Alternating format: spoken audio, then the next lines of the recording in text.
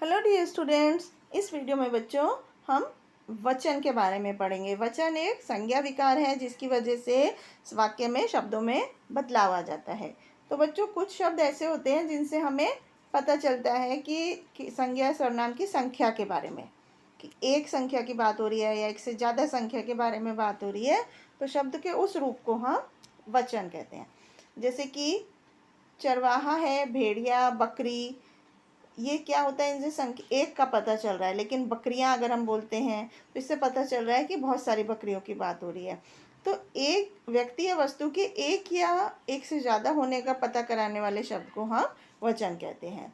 तो क्या मतलब हुआ, शब्द के जिस रूप से संज्ञा, सर्वनाम, विशेषण और क्रिया की संख्या का पता चले उसे हम वचन कहते हैं। वचन के भेद, वचन दो तरह के होते हैं, एक वचन और बहुवचन।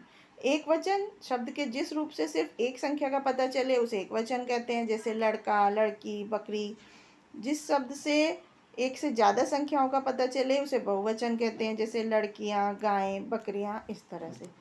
वचन परिवर्तन किस तरह से करते हैं एक शब्द से, एक वचन से बहुवचन में?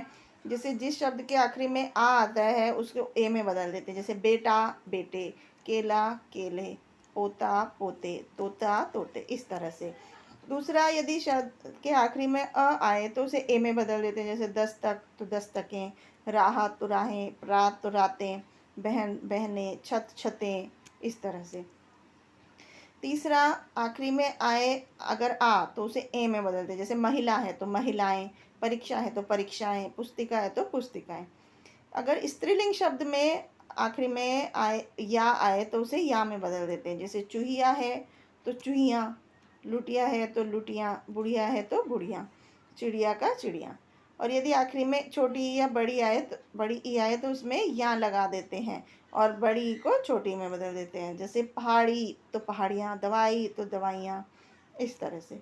इसके बाद स्त्रीलिंग शब्द के आखिरी में यदि छोटा ऊ, बड़ा ऊ और औ आए तो उसमें ए लगा दें, जैसे वस्तु तो वस्तुएं, बहू तो बहुएं, वधू तो वधुएं, गऊ तो गौएं, इस तरह से।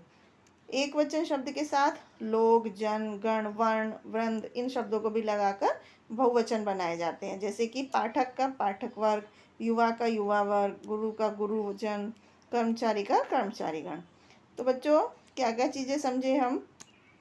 संख्या का पता चलाने वाले शब्द को वचन कहते हैं, और जिन शब्दों से किसी वस्तु या व्यक्ति के एक होने का पता चले उन्हें एक वचन, और जिन शब्दों से किसी वस्तु या व्यक्ति के एक से ज़्यादा होने का पता चले उन्हें बहुवचन कहते हैं। और एक वचन को बहुवचन और बहुवचन को एक वचन में बदलने की क्रिया को वचन परिवर्तन कहते हैं।